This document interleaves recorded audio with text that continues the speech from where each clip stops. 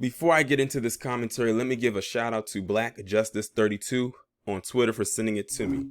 Where today we are doing a story that is coming out of Fargo, North Dakota. I don't think I've done a story coming out of there ever. I might have, but it may have been a while. Where you have this guy right here whose name is Larry Baldner, who has been charged with aggravated assault on a victim under the age of 12.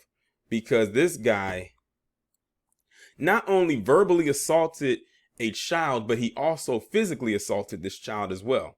Now, I'm only going to assume that this child is black until I get into the article, only based off of the words that he said. Or if they're not black, they're of a darker hue. So this guy literally told this child that your skin is the color of shit, before he proceeded to then put his hands on this child and choke them. Let me go ahead and get into it. A man is being held at the Cass County Jail in connection to an assault on an 11-year-old girl earlier this week. 73-year-old Larry Baldner is charged with felony aggravated assault on a victim under 12, preventing arrest and misdemeanor counts of simple assault. Newly filed documents state officers were called to the 2700 block of 33 and a half Avenue South on the evening of September 21st for a report of a man who had assaulted and choked out an 11-year-old neighbor girl. Officers spoke with the victim, who stated she was playing basketball with four of the boys in the adjoining duplex to Baldner's home. The girl told officers Baldner was yelling at the kids to get off the property and calling them in. So 9 times out of 10, they were black. Documents say at one point the girl told Baldner to get out of her face, and Baldner slapped her.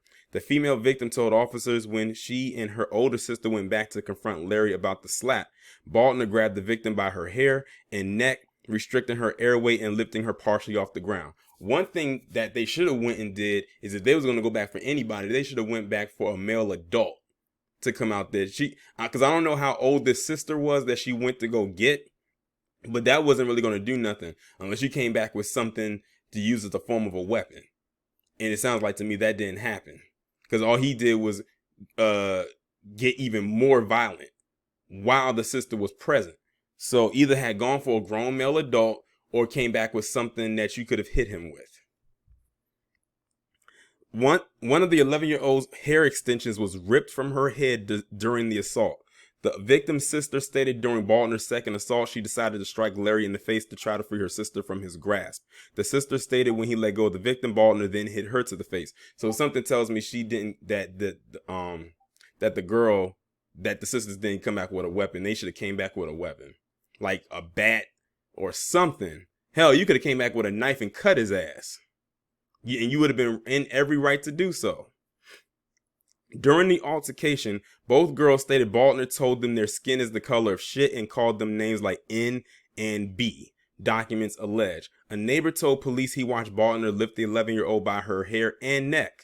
Baldner told officers he had to wait for the kids to move to pull into his driveway and wanted them off the property. He told police the kids mouthed off and told Baldner that they had permission to play basketball in his neighbor's driveway.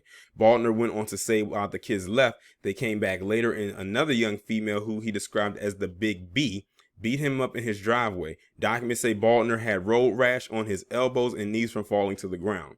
Documents say Baldner was uncooperative and confrontational with officers, but he's still breathing, as we can see. When officers tried to put handcuffs on him, documents say Baldner shoved his hands in his pockets, stiffened up, and remained uncompliant. What does that sound like? Because they always try to tell black people that we just need to comply and all types of stuff like that. Once they finally placed handcuffs, documents say Baldner became verbally abusive to officers. Baldner's next court appearance is on October 21st. He faces up to 15 years in prison if convicted on all charges. He needs all 15 of them things. Now, here's this guy. They say he's 73 years of age. He's 73. So, he was born during a certain time. So, it wouldn't surprise me if he's been to a lynching, if he's been to a cross burning or a firebombing. It wouldn't surprise me in the least bit based on his attitude right here. Now, they didn't specify what the nationality or the ethnicity of the boys that she was playing with. Just the girls, which was the one that was he initially confronted, and then the sister, who have to be both of them have to be black. Now listen to how cowardice he is.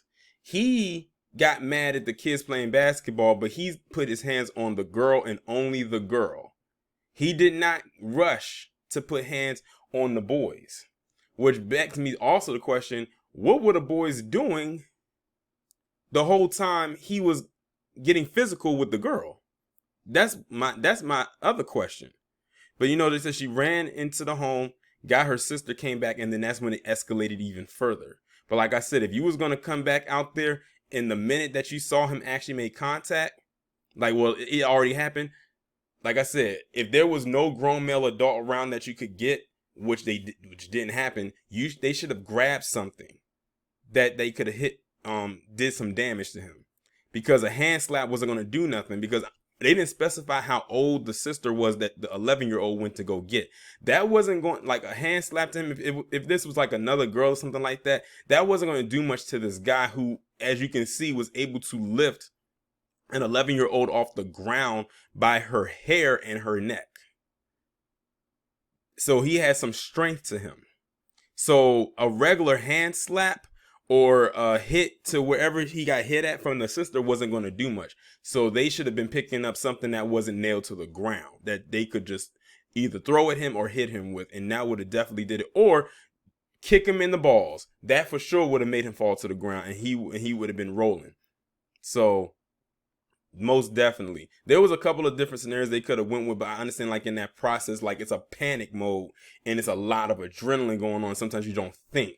But, in instances like that, a kick to the balls would have been all that needed to be done, and he would have been on the ground, and that would have been it. He would have let her go, because, listen, if you as a guy has ever been kicked there before, hit, even just slightly hit there, it is one of the most uncomfortable feelings. I've been, not intentionally, but on accident, and trust and believe, it literally sends a shock wave through your body. It's almost like being hit with a bolt of lightning.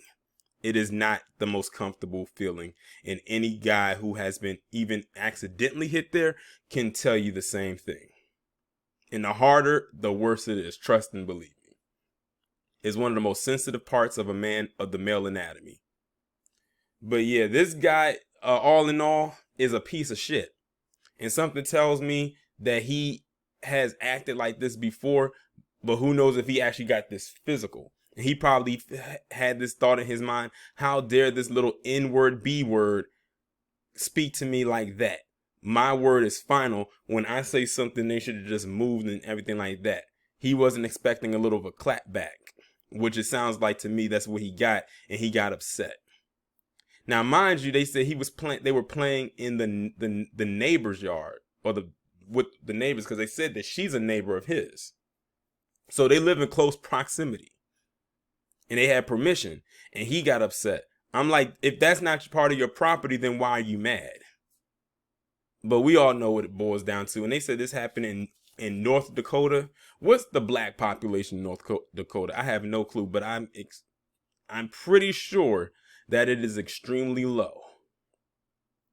But yeah, like I said, this guy is a piece of shit for what he did at the end of the day. Y'all let me know what y'all think about this down in the comments.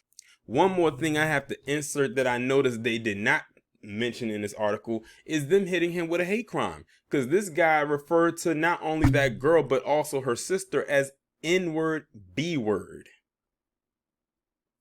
Keyword that, well, they both were bad, but they didn't hit him with a hate crime charge for him saying those words. I just realized that. But like I said, when black people don't have a hate crime law or protection on the books and the documents under this government of ours, this kind of stuff will slide.